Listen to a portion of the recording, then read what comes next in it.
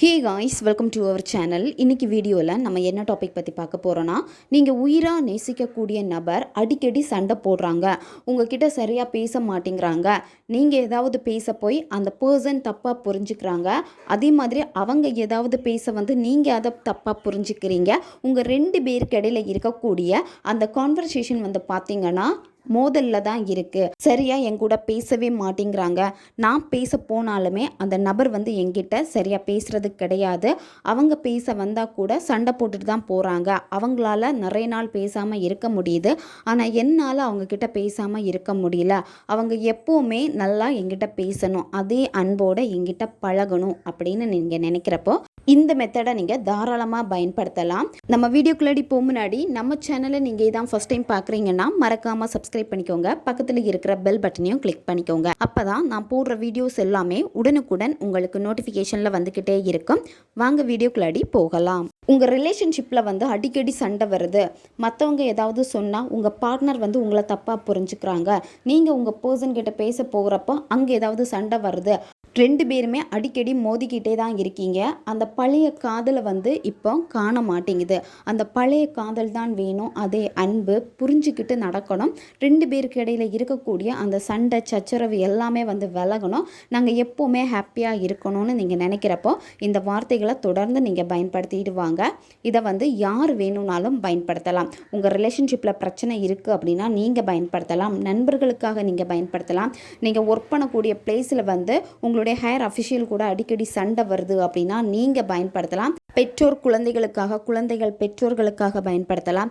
One side லவ்வில் இருக்கிறவங்க பயன்படுத்தலாம். கணவன் மனைவிக்கு இடையில் வந்து சண்டை வந்துக்கிட்டே இருக்கு, நான் பேச போனால் மூஞ்ச தூக்கிட்டு போயிடுறாங்க, இல்லை அவங்க பேச வந்தால் நான் மூஞ்ச தூக்கிட்டு போயிடுறேன், இப்படி 2 பேருக்கு இடையில் வந்து ஒரு அண்டர்ஸ்டாண்டிங்கே இல்லாமல் இருக்குது அப்படின்னா நீங்கள் பயன்படுத்தலாம். இந்த மாதிரி யார் வேணும்னாலும் பயன்படுத்தலாம். நன்மைக்காக மட்டுமே பயன்படுத்துங்க.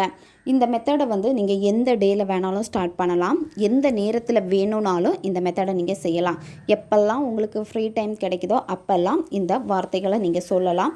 காலையில் தூங்கி எந்திரிச்ச உடனே இந்த வார்த்தைகளை நீங்கள் சொல்லணும். 51 வாட்டி நீங்கள் சொல்லணும். நைட்டு தூங்க போகிறதுக்கு முன்னாடி 51 வாட்டி நீங்கள் இந்த வார்த்தைகளை சொல்லணும்.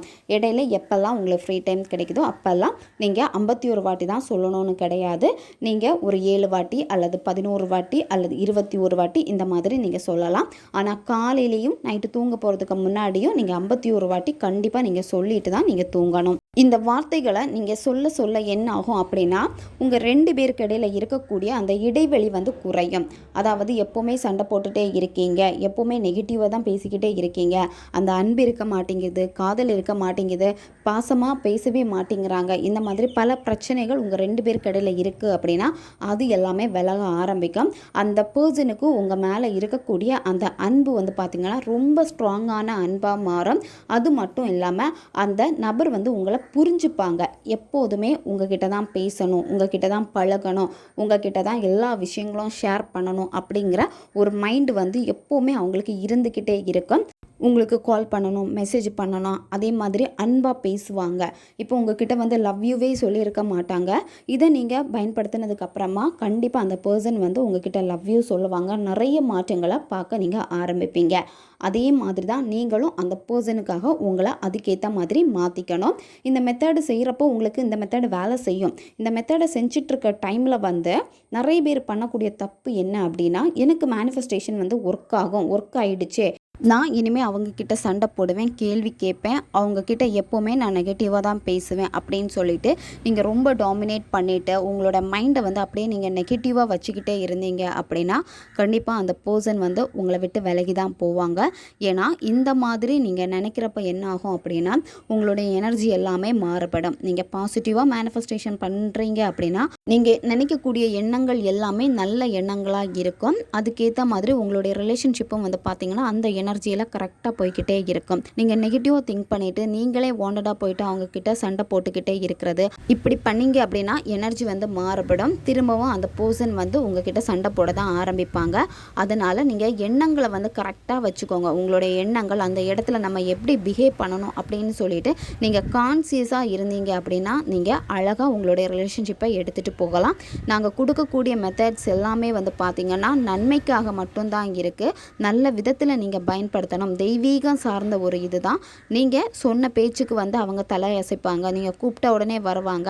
உங்களையும் நீங்கள் மாற்றிக்காமல், உங்களுடைய எண்ணங்களையும் மாற்றிக்காமல் நெகட்டிவாக இருந்தீங்க அப்படின்னா கண்டிப்பாக நீங்கள் நெகட்டிவாக தான் வந்து அப்சர்வ் பண்ணுவீங்க, அட்ராக்ட் பண்ணிக்கிட்டே இருப்பீங்க. அதனால் எண்ணங்களை சரி செஞ்சு நீங்கள் செய்கிறப்போ கண்டிப்பாக நீங்கள் என்ன விஷயம் நினச்சிங்களோ அந்த விஷயம் வந்து உங்களுக்கு மேனிஃபெஸ்ட் ஆகும். இப்போ இந்த ஸ்விட்ச் வேர்டு என்னன்னு பார்க்கலாம். உங்களுக்கு வீடியோ ஸ்க்ரீன்லேயே வரும், பார்த்துக்கோங்க. Magic, clear, communicate, be together, now. இந்த ஸ்விட்ச் வேர்டை நீங்கள் சொல்கிறப்ப அந்த பர்சனை நினச்சிக்கோங்க. அந்த பர்சன் கூட இருந்தால் நல்ல நல்ல மெமரிஸ் எல்லாத்தையும் நீங்கள் சந்தோஷமாக நினச்சிட்டு சந்தோஷமான உணர்வு நிலையில் தான் இந்த ஸ்விட்ச் வேர்டை நீங்கள் சொல்லணும். ஹாப்பியாக நீங்கள் சொல்லலாம், வாய் விட்டும் சொல்லலாம், மனசுக்குள்ளாடியும் நீங்கள் சொல்லலாம். அவங்களுடைய ஃபோட்டோவை பார்த்துட்டு இந்த ஸ்விட்ச் வேர்டை வந்து நீங்கள் சொல்லலாம்.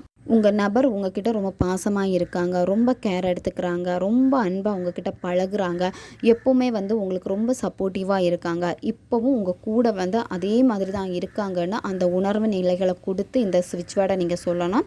ஸ்விட்ச் வேர்டு வந்து பார்த்திங்கன்னா சிங்கிள் வார்த்தையில் தான் வரும். ஒவ்வொரு வார்த்தைக்குமே வந்து ஒவ்வொரு பவர், எனர்ஜி எல்லாமே இருக்குது. நீங்கள் இதை சொல்ல என்ன ஆகும் அப்படின்னா, யாருக்காக இதை நீங்கள் செய்கிறீங்களோ அந்த பர்சன்கிட்ட இந்த எனர்ஜி போய் சேரும். அந்த நபர் வந்து உங்களை நினைக்க ஆரம்பிப்பாங்க. அவங்களுக்கே தோணும் நம்ம பண்ணது தப்பு தான், நம்ம பர்சன்கிட்ட வந்து நம்ம சாரி சொல்லுவோம், திரும்ப போய் பேசுவோம் அப்படின்னு. அவங்க உங்ககிட்ட தேடி வந்து பேசுவாங்க. அவங்களால உங்ககிட்ட பேசாமல் இருக்கவே முடியாது. உங்களுடைய பர்சன் உங்ககிட்ட சண்டை போட்டு ஒரு வாரம் பேசாமல் இருக்காங்க, இல்லை 2-3 நாள் பேசாமல் இருக்காங்க, உங்களால் அவங்கக்கிட்ட பேசாமல் இருக்க முடியல, உடனே எனக்கு பேசி ஆகணும், இந்த மாதிரி உங்களுக்கு அந்த எண்ணங்கள் இருந்துக்கிட்டே இருக்கும். இதே மாதிரி தான் உங்கள் பர்சனுக்கும் இந்த எண்ணம் ஏற்பட ஆரம்பிக்கும். ஒரு நாள் சண்டை போட்டாலும் அவங்களால பேசாமல் இருக்கவே முடியாது. உடனே உங்ககிட்ட வந்து பேசிடுவாங்க. அவங்களே உங்ககிட்ட வந்து சாரி சொல்லிடுவாங்க. உங்கள் மேலே தப்பு இருந்தாலும் சரி, அவங்க மேலே தப்பு இருந்தாலும் சரி, உங்ககிட்ட வந்து சாரி சொல்லிவிட்டு அவங்க அன்பாக பேச ஆரம்பிச்சிருவாங்க. தொடர்ந்து இந்த ஸ்விட்ச் வேர்டை வந்து 21 நாட்கள் நீங்கள் ஃபாலோ பண்ணிக்கிட்டே வரணும். உங்களுக்கு எப்பெல்லாம் ஃப்ரீ டைம் கிடைக்குதோ அப்போல்லாம் இந்த ஸ்விட்ச் வேர்டை நீங்கள் சொல்லிக்கிட்டே வாங்க. கண்டிப்பாக நல்ல மாற்றத்தை உங்கள் பார்ட்னர்கிட்ட நீங்கள் பார்ப்பீங்க. இந்த ஸ்விட்ச் வேர்டை சொல்ல ஸ்டார்ட் பண்ணதுக்கப்புறமா நீங்கள் எக்ஸ்பெக்டேஷன் பண்ணவே கூடாது. எப்போ மாறும், எப்போ அவங்க எங்கிட்ட வந்து பேசுவாங்க, இது எதையுமே நீங்கள் எதிர்பார்க்கவே கூடாது. உங்களுடைய கடமை என்னவோ அதை நீங்கள் கரெக்டாக பண்ணுங்கள். அடுத்தடுத்து உங்களுடைய லைஃப்பில் வந்து உங்கள் கரியரில் என்னென்ன வேலை இருக்கோ அதை நீங்கள் செய்யுங்க. ஆட்டோமேட்டிக்காக இந்த பிரபஞ்சம் உங்ககிட்ட அதை கொண்டு வந்து சேர்ப்பாங்க. ரொம்பவும் சிம்பிளான ஒரு டெக்னிக் தான் இது. எந்த விதமான பூஜை முறைகளும் வழிபாடு முறைகள் எதுவுமே கிடையாது. மனசை ஒருநிலைப்படுத்திட்டு அந்த பர்சனை சந்தோஷமாக நினச்சிட்டு இந்த ஸ்விட்ச் வேர்டு சொல்லுங்கள். 100% இது உங்களுக்கு ஒர்க் ஆகும். ஓகே காய்ஸ், தேவைப்படுறவங்க இதை பயன்படுத்தி பாருங்கள். நம்ம சேனல் உங்களுக்கு பிடிச்சிருக்குன்னா மறக்காமல் சப்ஸ்கிரைப் பண்ணிக்கோங்க. பக்கத்தில் இருக்கிற பெல் பட்டனையும் கிளிக் பண்ணிக்கோங்க. அப்போ தான் நான் போடக்கூடிய வீடியோஸ் எல்லாமே உடனுக்குடன் உங்களுக்கு நோட்டிஃபிகேஷனில் வந்துக்கிட்டே இருக்கும். வீடியோவை தேவைப்படுற உங்கள் ஃப்ரெண்ட்ஸுக்கும் மறக்காமல் ஷேர் பண்ணுங்கள். அவங்களுக்கும் இது உபயோகமாக இருக்கும். அடுத்த வீடியோவில் சந்திக்கலாம். நன்றி.